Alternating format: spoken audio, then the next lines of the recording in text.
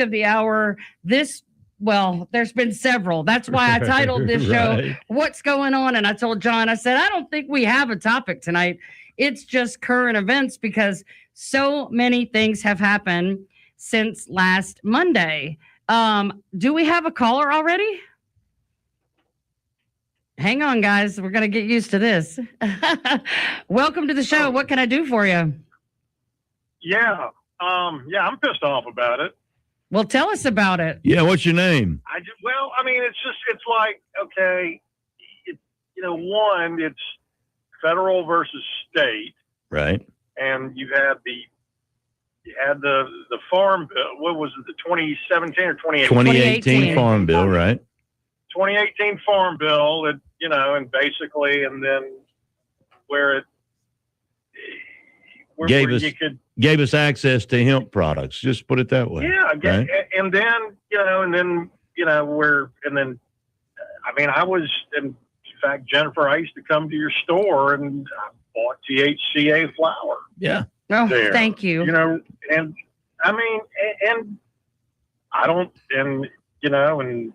I have friends that are law enforcement people. They say all the time, I'd much rather deal with somebody that had been dealing, that's right. That's on cannabis than drinking alcohol. I've had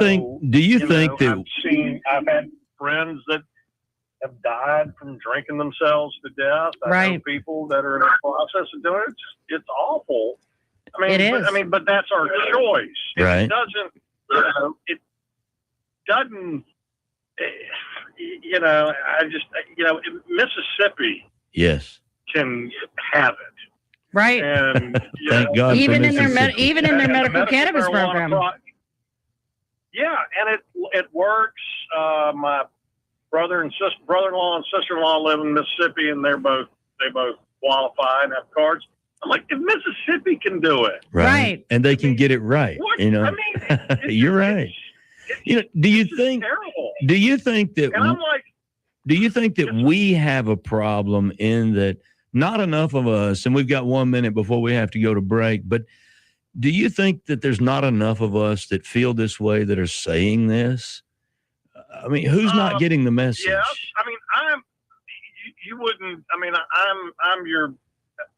I'm your basic white professional middle class dude. Still in the weed closet. Yeah. Right. And I'm really not. I'm not in the closet. People know that I do. Right. And I don't drink just because I've never really liked alcohol. Right. And it's never done much for me. And and again, I treat it recreationally, like I would have a cocktail. Yeah. And hey, I hate to cut you off. I hate to cut you off, but we have to go to a commercial break. We'll be right back with more in just a moment. Stay with us.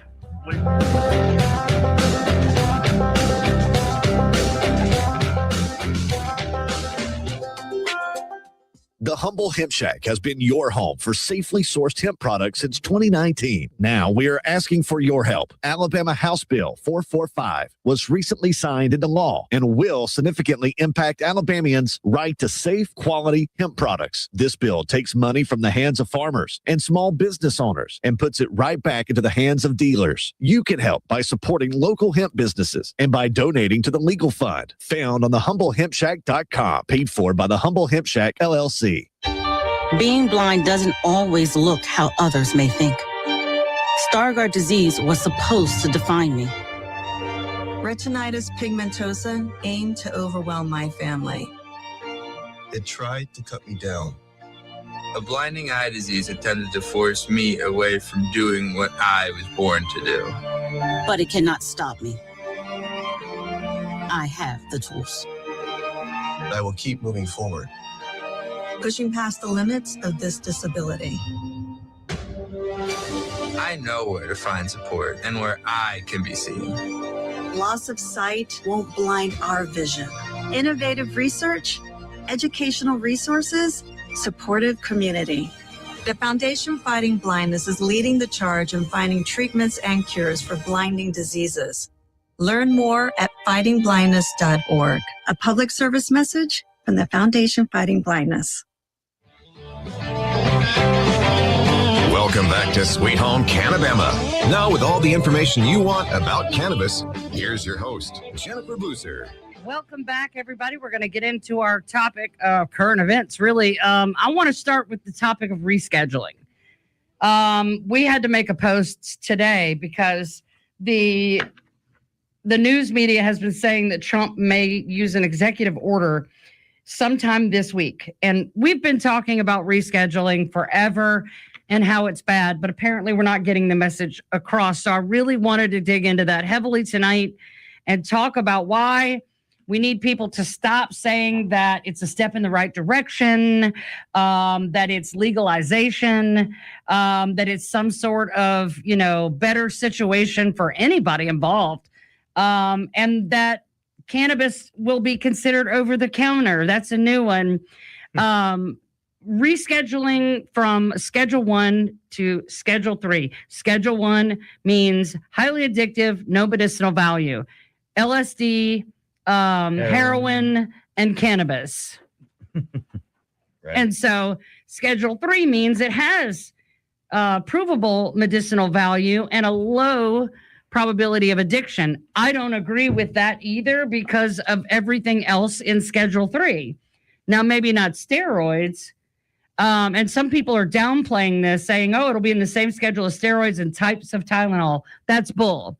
It's hydrocodone, which is often mixed with Tylenol, and codeine, which is often mixed with Tylenol, both controlled, highly addictive opioid narcotics prescription. And ketamine. Ketamine is Schedule 3. That's very tightly controlled. So I don't believe that cannabis belongs there. We believe cannabis shouldn't be on the controlled substances list at all. Right. They keep saying reschedule. I'm in favor of descheduling it altogether. Yes. I mean, it and this is the one thing. This is where you have to, like the gentleman that called earlier, at some point somebody's got to draw a line in the sand. And that's where I'm getting to, is that it's a plant. Yeah. It's a plant. Right. Just like, pepper plants, just like tomato plants, just like any other plant in your yard. Yep. It grows from a seed. It was given by God for us. All the Bible beaters, Genesis 1:29, those with the expanded belief, Jubilees 6:6, right? So let's stop criminalizing something that God put here. Learn how to use it, right? What it is and what it does. And what it isn't is just as important. Absolutely. And let's show a little gratitude for the guy that made it and gave it to us. I'm dead serious. I believe you. That's how I feel. But if they reschedule this is not good for anybody that's currently hoping for some sort of progress. What do people think, right? What are some of the big misnomers of rescheduling? They think that it will make it legalized. And it's not. It's still a. You still gonna go to jail, baby. Substance. Still gonna go to jail. Yeah. It's still gonna be cash only. I've got a few things. Skylar Johnstone wrote a post today and kind of broke it down, and I thought that it was probably the most concise one, all in one place. Okay. Right. So it's not good at all, and it's not a win. And here's the truth. This changes everything. There's no more Schedule 1 protection. So state cannabis programs now face more risk, legal challenges, and structural overhauls. So the shield of protection around that is gone. Big Pharma is officially moving in. And anybody who's a cannabis enthusiast in any way, shape, or form knows that we are the antithesis of Big Pharma. Well, and this is the bigotry in the picture, and I really wish people would begin to see this. Big Pharma moving into cannabis? Wait, they're the ones that for 100 years has told us this is bad. Right. I mean, does no one see the money? We've blazed the trail. We've proven the model. We've proven beyond the shadow of a doubt that people want this, that it's good and it helps. And now they're going to come in and capture that and off the backs of normal people like us. Right. Does nobody see that the pharmacological people that for 100 years villainized it are now the ones moving in to provide it? To take it over. I mean, Mm-hmm. I hope people can see the bigger picture here. Right. This hands, in my opinion, hands it to pharma Yes. on a silver platter. Yeah. With all the well wishes and all the things they can have influence. They have so much money because they're literally killing everybody and making us pay them to do it. And they can lobby lawmakers. They can donate to campaigns. They can pay regulators. They have massive lobbying power, and that is not a good thing. It is not a good thing. Patents and intellectual property battles will be coming. Strains, extraction processes, genetic lines, and formulations will be locked up by corporations. Schedule 1 blocked those patents from enforcement. Schedule 3 opens the court systems wide. So don't think that just because he's, does the stroke of his pen and everything's great. No, this is going to inundate the court system because until the ones of us that are small can no longer afford to fight, but we're not going to go down without a fight. Home grows could be criminal. So all of you lucky dogs in states where you can have 6 plants for your own needs. 10 in Hawaii. There's some places that it's 6 per patient, 12 max per family. That would become criminal again. Without Schedule 1, you can't legally manufacture a Schedule 3 controlled substance at home. And growing your own could now mean serious federal charges. So not only does this not legalize, it actually makes more criminals. There are more crimes now because of rescheduling, and it puts everybody at risk. Dispensaries could disappear or change completely. Schedule 3 distribution requires pharmacies and pharmacists nationwide. Right. That means many dispos could be forced to shut down or be reclassified as pharmacies. And from what I understand, it takes an average of 4 years to get through the process of qualifying for a pharmacy license. Well, the FDA.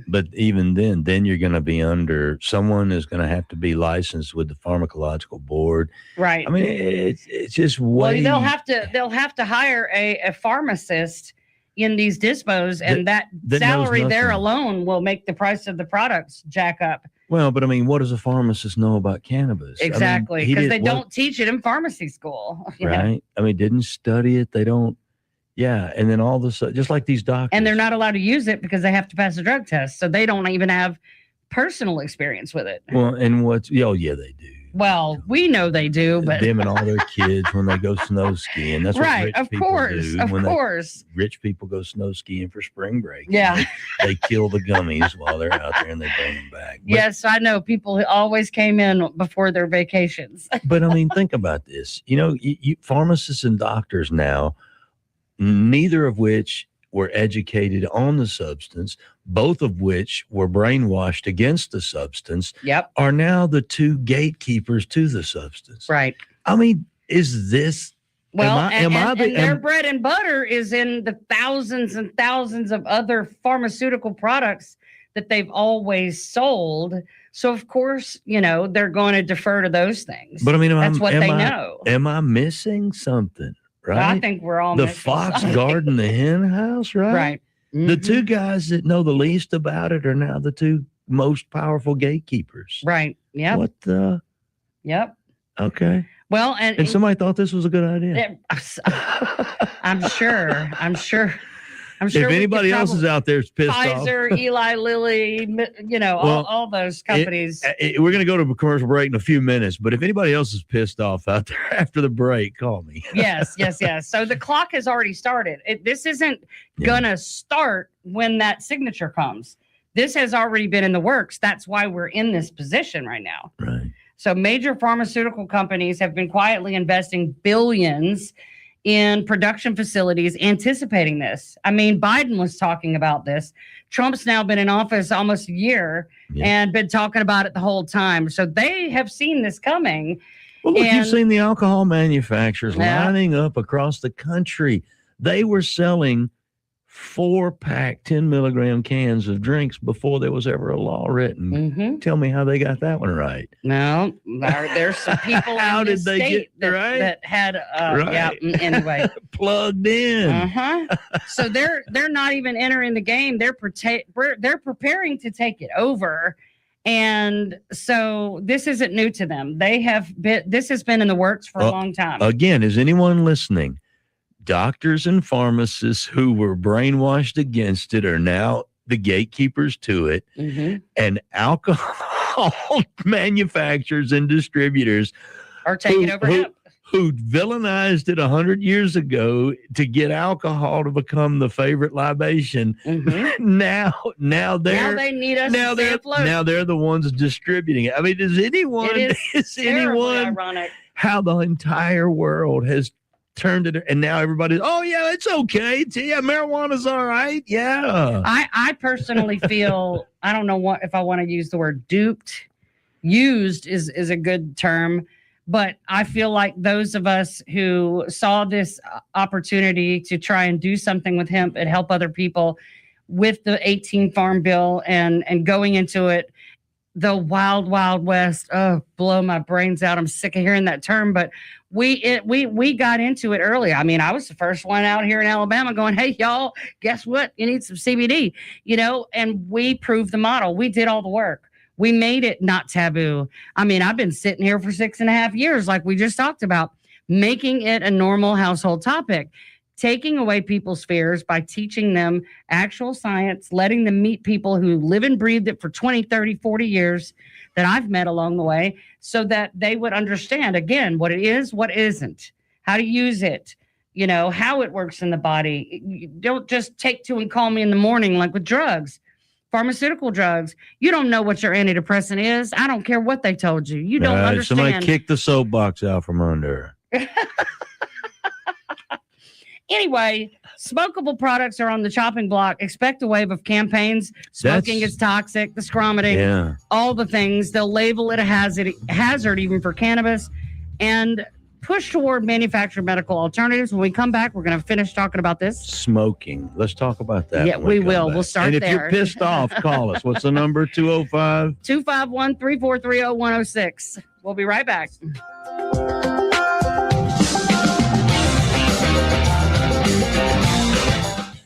FM Talk 1065, the Gulf Coast Weather Authority.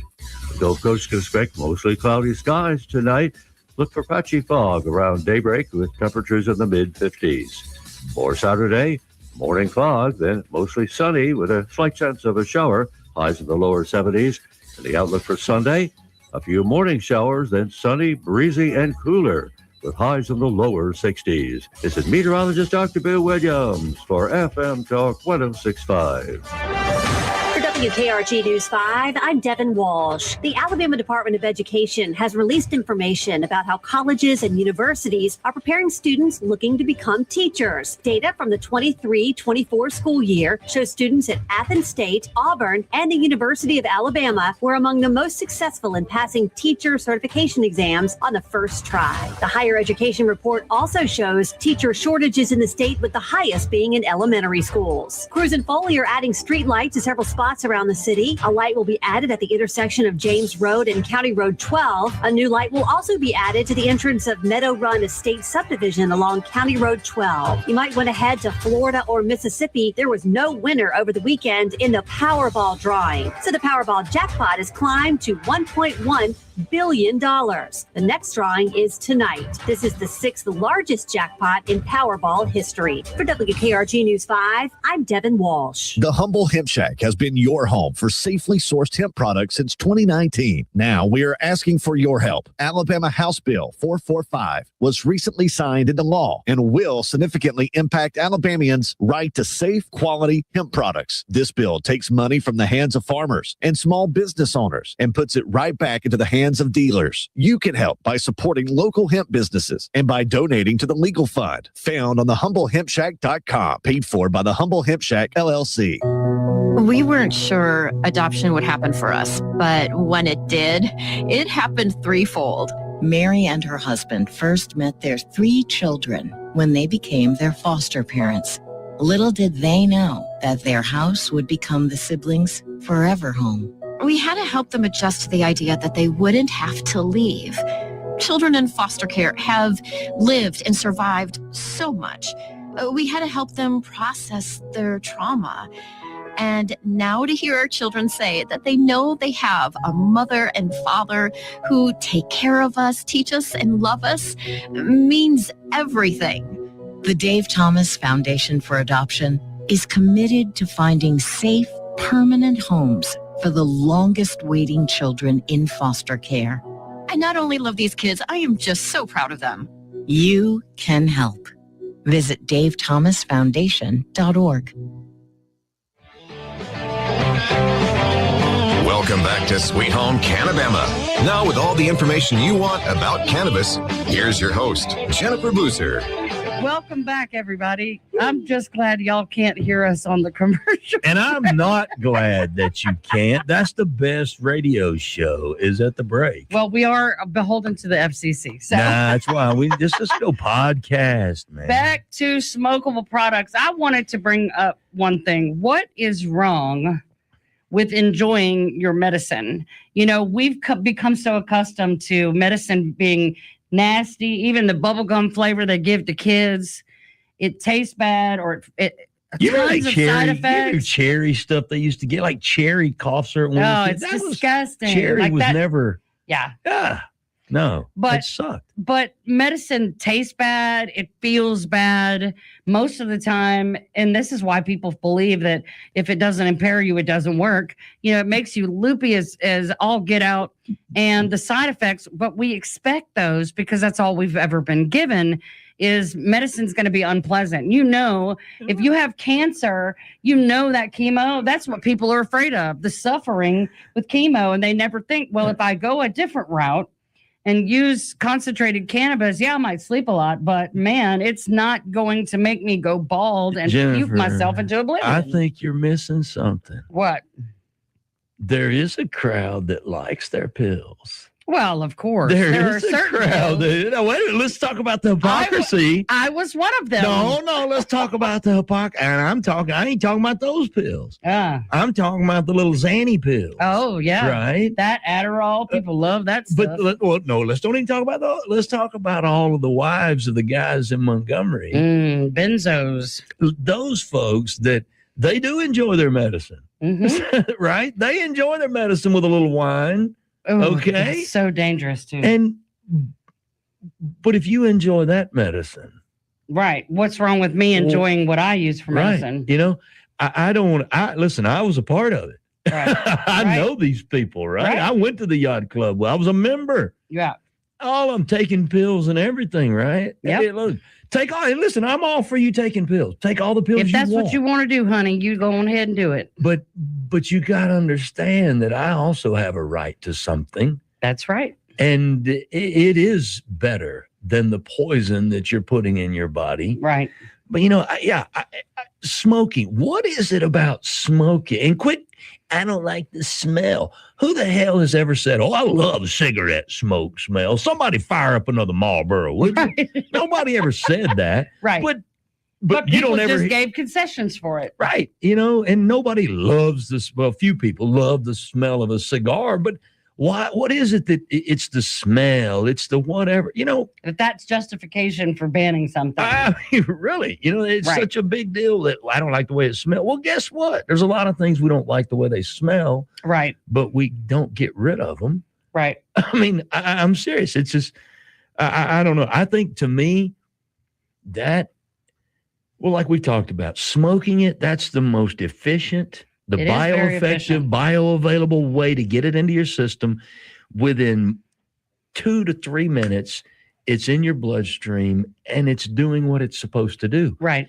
But, and we talk about socioeconomic challenges. When you don't have money, but you need medicine, you can go buy flour. Right. And that is. But now they want to force you to process it 10 times and pay 4 prices. We have a caller. Uh-oh. Come on, caller. Hello. Hey, good evening. Good evening. I'm a 27-year cancer survivor. And Congratulations. I can vouch for the usefulness for combating side effects. Absolutely. Wonderful. Well, tell me this. How long? You said 27 years ago? Yes. What type of cancer was it, if you don't mind me asking? It was gut. Okay. And brutal. Right? How was it 27 years ago you found cannabis to help you with your cancer bout? I had a doctor who gave me a prescription to help with the nausea and whatnot. He said, "This is the best I can give you. It's not what I would recommend, but I can't prescribe that." Right. Okay. And now where were you? This was in Arizona. Okay. Well, that makes sense too. Yeah. I probably should also add that I grew up in New York in the 60s. Okay. So you had a little framework, right? Yeah. You weren't scared of it. Yeah. No. It was, I knew before they ever even started talking about it that I was going to use Exactly. You knew those munchies were going to help you out. Well, here's did you? Now, and go ahead. I'm sorry. Well, and fast forward, I was working in an HIV program 15 years ago, and my particular job was in substance abuse counseling. That my background was mental health and substance abuse. Right. And I'm used to getting people off drugs, but in the case of HIV patients, marijuana wasn't considered a drug. Right. No, the U.S. has a patent on it. Specifically, one of the conditions is for HIV related pain. Yeah, exactly. And in a lot of cases, wasting was killing as many of them as anything else. Yes. And if they smoked a little bit and got the munchies, then they weren't wasting away quite so fast. Right. Yes. Yeah. That's incredible. So what was it? Again, that was back when we didn't have all the drugs we have now. And, if you made it past 3 years, you were doing good. Right. Oh, definitely. Now, so what was it that it helped you overcome with your cancer bout? Mainly the side effects of the treatment. Right. Yeah. Did you do chemo and radiation? Chemo and radiation. And I had used up my work time and time off and everything else and worked through radiation treatments. Mm-hmm. So it was kind of the got to keep it down so I can go to work. Right. Oh, yeah. Right. Yes. I mean, so if you could tell anyone out there from your personal experience that might be sitting on the fence, curious, right? Because there's all this consternation. The government's lied for all these years, and all these stoners have been blowing smoke for all these years. But here you are, a guy that sounds pretty doggone well put together, who survived 2.5 decades of cancer now. What would you tell somebody who's on the fence? Hey, you got nothing to lose. If you smoke, if you got them, smoke them. Well, I mean, anything that'll help you get through the day, right, is the way to go. I mean, that's just the long and short of it. Right.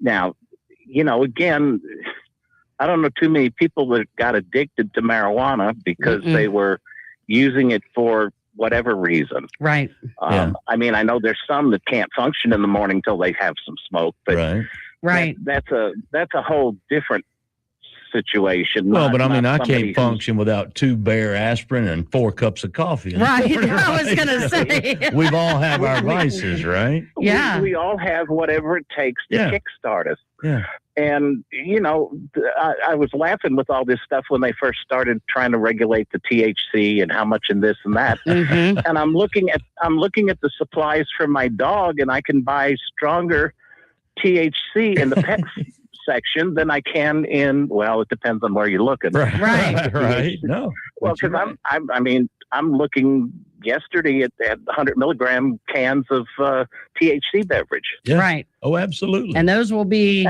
a felony in Alabama illegal in about January 1st.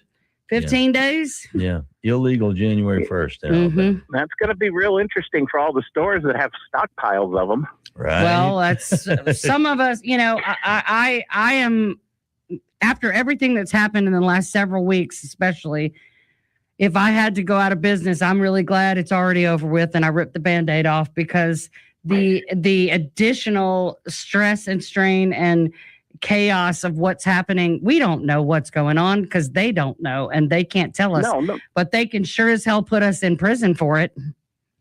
Yeah, well, and that was the whole thing back when I was getting it. There was no legal, medical, any such thing. Right. Do you on the corner like everybody else did? Do you really feel like this whole medical, it's just word salad because it's marijuana regardless? Yeah, and a lot of it is the money making. Who's going to get their cut of what? Right. I mean, when you look at the cost in some of the states where it's legal, absolutely. It's like, okay, my insurance isn't paying for this. How am I going to maintain this? Of course, you don't need near as much because it's a whole lot more potent than what you're used to. Well, which is an you mentioned insurance. That brings up an interesting subject. Maybe one day, if it's part of a natural medicinal platform, then maybe insurance will pay for it.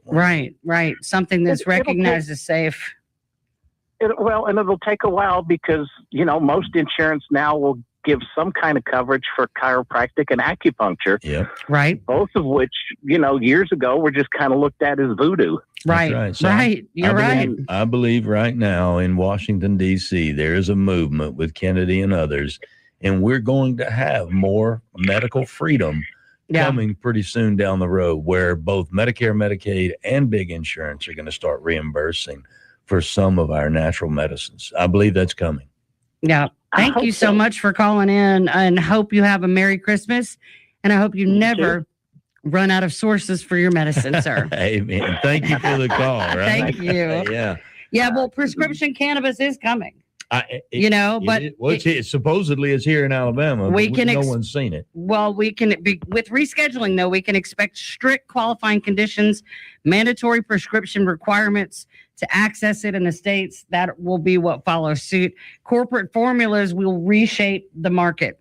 They'll convert cannabis into pills, patches, inhalers, and synthetic blends. That's what they're doing here. And then push media narratives saying that traditional flower and craft products are unsafe. Yeah, we were already seeing that. Well, and that's the thing. But the misnomer to that is, and this is what I've always said, you control purity and potency at the lab. Right. If you test everything, there's nothing adulterated. And if it is, we find it and we get rid of it. Right. Right. Well, and now the DEA and the FDA control begins. Right. They haven't wanted to touch this with a 10-foot pole, but now they're going to have to. Licensing, manufacturing, and distribution will favor the biggest, richest, and most connected players. And the compliance cost alone will lock out most small businesses. It's just total commercialization. It is. Of cannabis. This is corporatizing medicine in the cannabis space, and most of the cannabis industry is mom and pop. It's like when Walmart goes into the little town. That's right. That's exactly what you're going to have. Right. And I live in Summerdale now, and in Summerdale we don't have any major grocery stores or anything like that, but I think we got at least 2 DGs. Yeah. You got 2. We got a couple DGs, but you know what I mean? It's not going to be a CannaBama. It's going to be a Walmart. It's going to be all controlled by big business. It is. When we come back, we're going to finish up with John Fisher. Stay with us.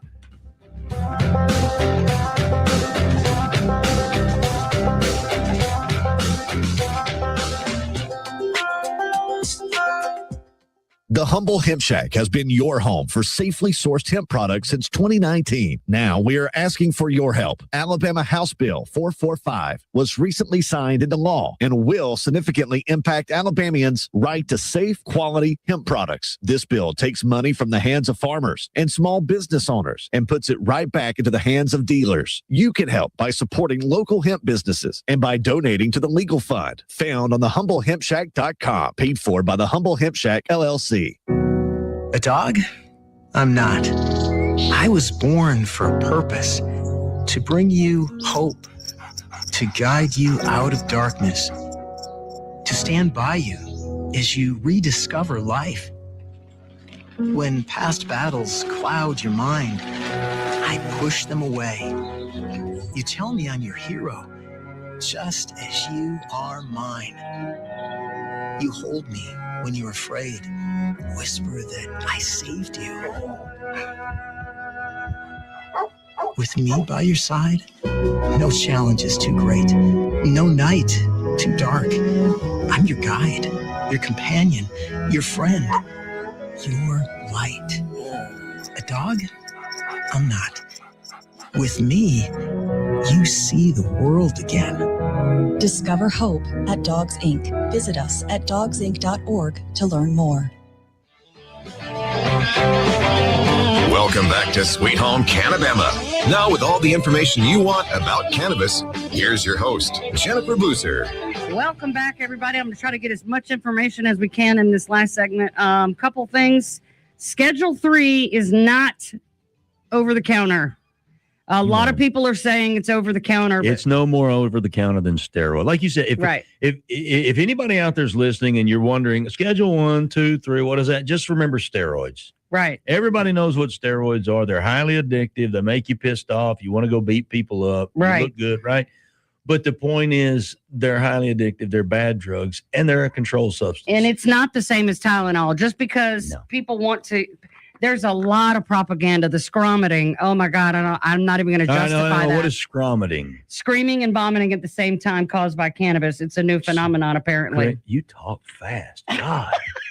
Well, we got to get through it. Screaming and vomiting at the same time. It's Reefer Madness 2025. It's ridiculousness. And it's every other post. What do we call the screaming and alcohol vomiting that I saw all these little girls doing the other night? That's the only scromiting I've ever heard of. Right? I mean, nobody, again, are we not, is no one paying attention? We don't talk about people puking from drinking too much anymore. Yes, and I want to clarify something because I think, and I don't want anybody to be confused. Cannabis is not by prescription. You will not get a prescription for cannabis. You will go to a doctor. They will assess you, and they will recommend it.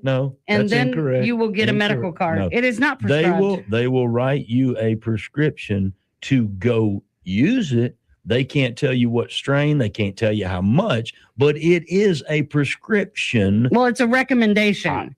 You get a medical card, and then you go and they tell you what you need. And they're not even, from what I understand, unless there is somebody there that has some sort of medical professional degree, they can't even recommend products. You got to go in and kind of figure it out on your own. And let me say this. But it will be prescription if Schedule 3 becomes a reality. It could very well be prescription. All right. I'm the idiot in the room. Okay. We have a medical program, and in medical programs, they prescribe medication. All right.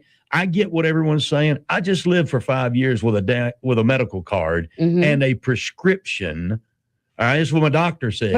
But let me ask you this. Does the prescription say you need 40 milligrams? That's what I just said. Like what a normal prescription is. What I just said was they clear you, they prescribe you to use cannabis, but they can't titrate it. They can't tell you the strain, how much, how often. Right. That's all on the patient. That's the beauty of cannabis. But it is a prescription to use cannabis. They just can't tell you. That's your permission to go get a card. Yeah, it's a prescription. Yeah. Right? It's just that you get to titrate the medicine. So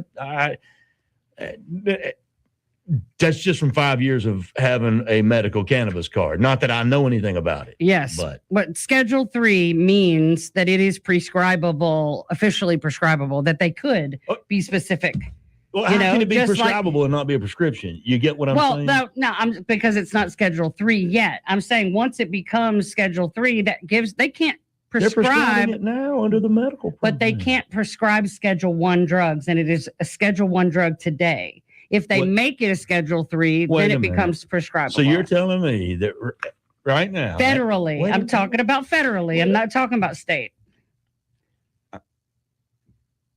But we have a program. I know. It's a state program, though. Right. We're talking about the classification federally. Correct. Yeah. Federally, you can't get a prescription.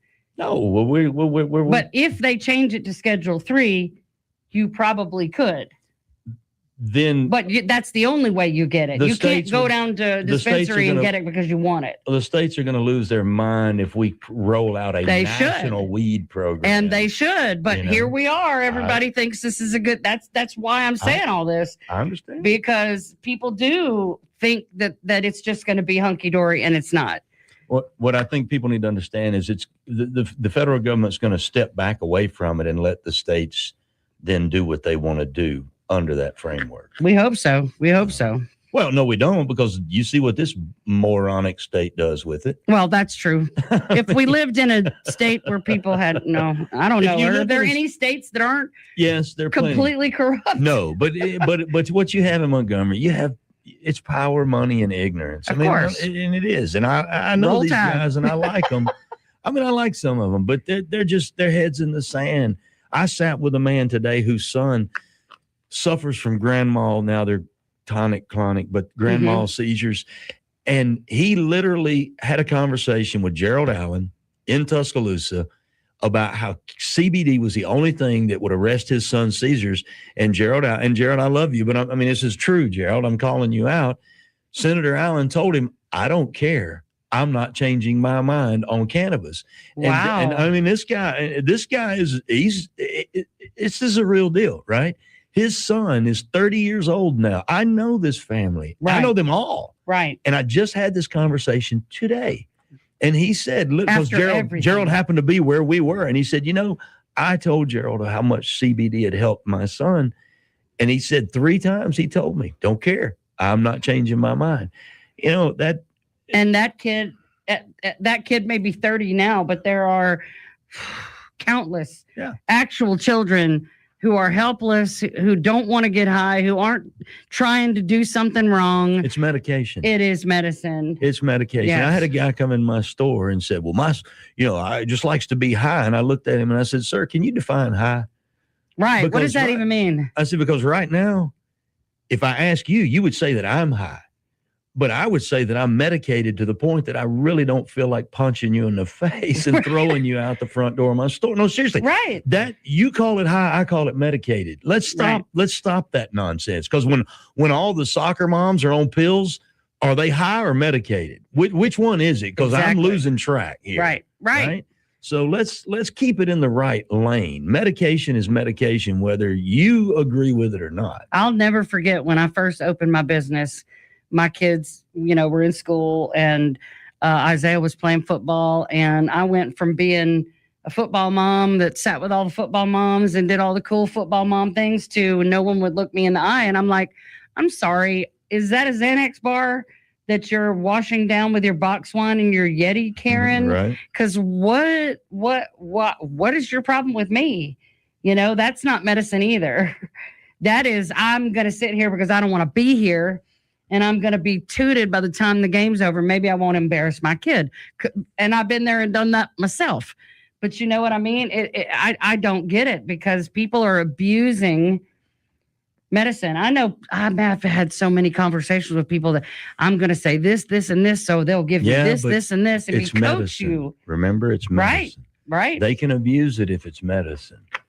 And their kids can go steal it out of their medicine cabinet because it's medicine. Right. But if you call it marijuana, y'all freak out, right? Right. Get a grip. Right. It's time that white people, Christians, white folk in America come out of the wimpy weed closet and admit it. We like smoking weed just as much as black people do. Right. That's the conversation that needs to take place. Or the Mexicans that they tried to bring on reefer madness with back in the 1930s. That was blacks and Hispanics. And I'm just telling you, let's finally come to grips with the fact that, we like it too. Yeah. And let's stop this mess. I agree. We've only got about 2 more minutes. And I did want to mention that the Alabama Medical Cannabis Commission has awarded 3 or 4 licenses. I was trying to get Antoine Morgan to come on the show, and we just ran out of time talking tonight. But they have awarded 3 out of 4 dispensary licenses. They have 28 days, I believe, to challenge anyone who wants to challenge that within the AMCC or the court system has 28 days. If in 28 days, which is January the 8th, nobody challenges, then those 3 companies will be issued the actual license. They'll have 14 days to pay their fee. And then there's about a 60-day period where they have to set everything up, get everything going online, and pass an inspection. So we're looking at probably end of March, early April. 6 months. Before, and that's optimistic. The 4th license is already contested. So they're going to revisit that at the end of But I mean, January. isn't that crazy? The government says only 4 people. Well, so in April, if April is the earliest we're going to have it, there will be 9 whole dispensaries for the entire state. If Yellowhammer does get the 4th license, that's 12. The integrated facility companies won't even start this same process until the summer. So again, I mean, we've always known 37 dispensaries over 67 counties is crap. I read we had that 2,000 of our stores out there. Wow. You know, well, there are 60 doctors who have gone through the education, but they will not start certifying them until the dispensary licenses are issued. And then we're not sure about the patient registry. The Alabama Cannabis Coalition cannot answer everybody's individual questions. We've been inundated. We urge you to go to the AMCC website for all your information. We'll be helpful when we can, but go to the AMCC website to find out everything you need. Thank you for being here with us tonight, John. Thank you. All right, we'll see y'all next week. God bless you, and God bless Alabama Hemp.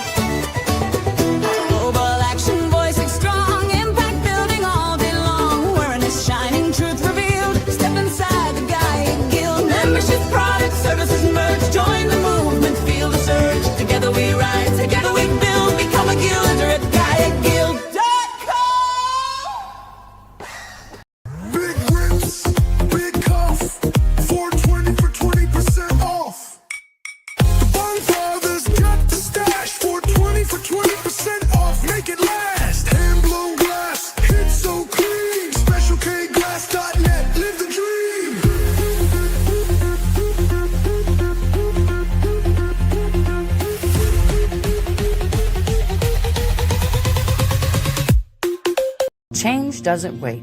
Why should you? Welcome to the Gaia Guild, Global Action Impact Awareness. At GaiaGuild.com, thousands are coming together. Creators, innovators, change makers, building a future that matters. Your membership unlocks events, classes, and connections that spark action. And explore the G3 collection and exclusive guild merch at GaiaGuild.shop. This isn't just talk, it's movement in action. Gaia Guild. Join today. Become a guilder.